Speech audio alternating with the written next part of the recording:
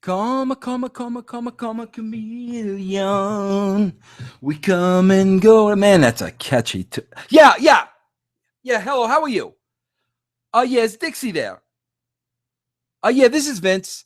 Yeah, just tell her it's a former employee who she discredited, disrespected, discarded, and literally threw in the waste paper basket like an old Yodel's wrapper. Yeah, yeah, I'll hold on. Yeah. Come, chameleon. Dixie! Hey! Hey, yeah, it's me, Vince. This has to be a rib, right? This is now the second person in TNA management that I spoke to in the week that doesn't remember I worked there for 10 years. Vince, remember me, Vince? All right. Okay, listen, let's listen. Maybe if we take a little stroll down memory lane, some of this stuff will ring a bell and you'll remember who I am. Yeah, maybe we could start with, do you remember when the minority shareholder of the company decided to have a fling, as they say, with the wife of the world heavyweight champion at the time, and you sent them home? Yeah. And then remember, I was on vacation with my family and you were calling me every day. Vince, you got to help me. Vince, you got to help me. Vince, you got to take over creative. Do you remember that? You don't remember any of that. Do you remember then, me and Matt Conway, we took over the creative. We tried to get TNA back in the right direction. We were putting over the young guys, rebuilding. Remember any of that? Well, you got to remember that during that time when we were working our butts off, you were calling Easy E and the Hulkster behind my back, and you brought them in without even telling me. Do you remember any of that? You don't remember? We're going to move to Monday nights. We're going to move to Monday nights. We're going to beat the WWE. You don't remember any of that. Oh, God.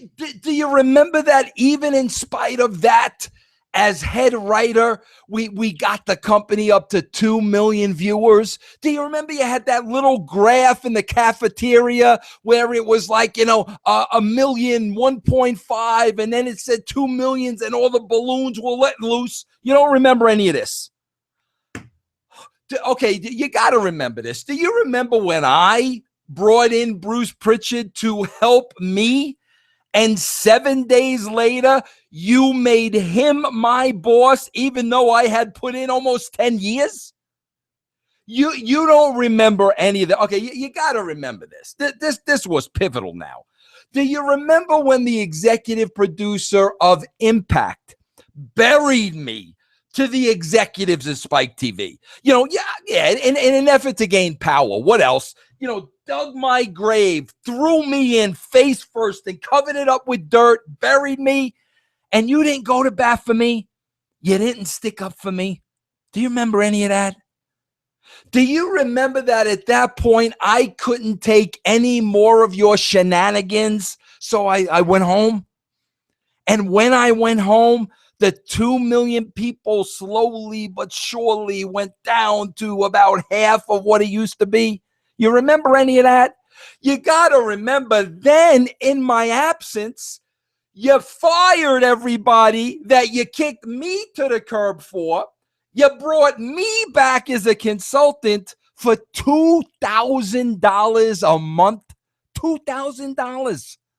Yeah, I know people at Shoe Carnival make more money than that, but I came back. I even agreed to live under your rules.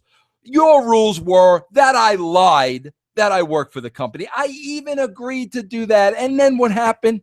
I got caught in your lie. And for the 10th time, you threw me in the garbage. You took me out of your mouth like an old stale piece of double bubble. And you just threw me to the ground. And that was pretty much the end of our relationship. You remember that?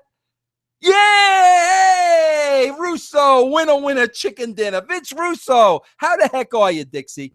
Hey, listen, I was thinking, forget all that. Forget the past. I'm a forgiving person. But you know what? Let's call a spade a spade. I noticed that Jeff Jarrett is now back. The guy that you fired twice is back. And now he's the king of the mountain. listen, I don't want to go through this. I don't know what mountain. I asked him. He doesn't know what mountain. The fans don't know what mountain. The priest on the corner doesn't know what mountain. Let's not talk about the mountain, but he's king of the mountain. Well, I got to tell you, I do a little podcasting now on a channel called The Brand, and we play a little game called Mount Rockmore. And basically what we do is we pick our favorite rock stars and we put them up on a mountain, and then we kind of have a vote to see who becomes, the winner or the king of Mount Rockmore. Well, yeah, this past week I beat Bully Ray, convincingly. I mean, it was kind of easy, to be honest with you, but that's not what this call is about. But, so technically now I'm the king of the mountain.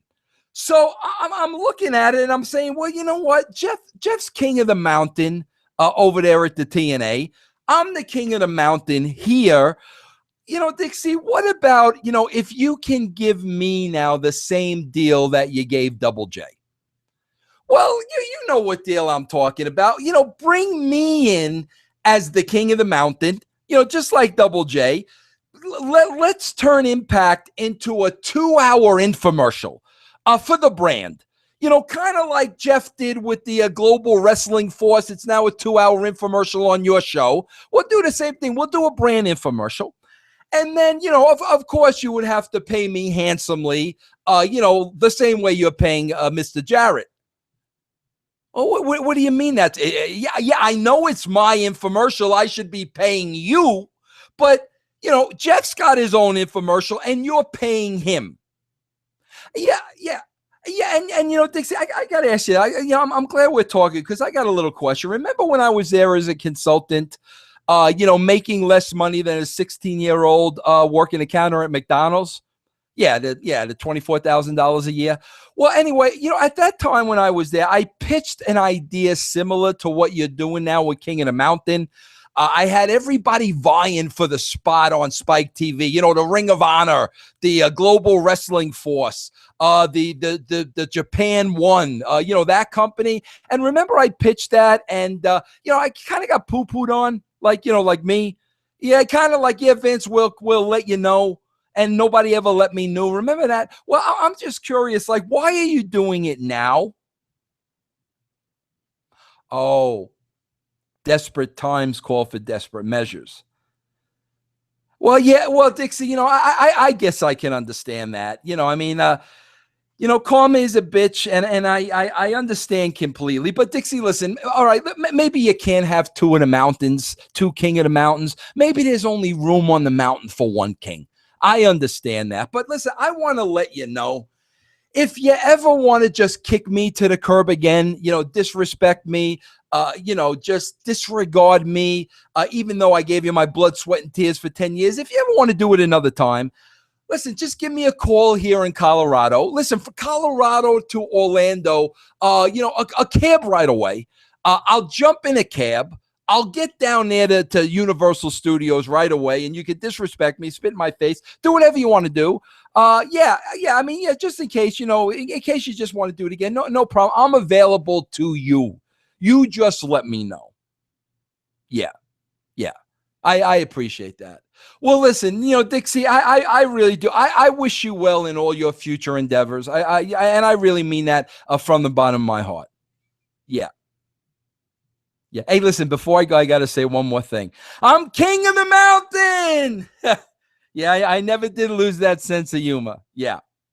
I love you too. Bye. Click.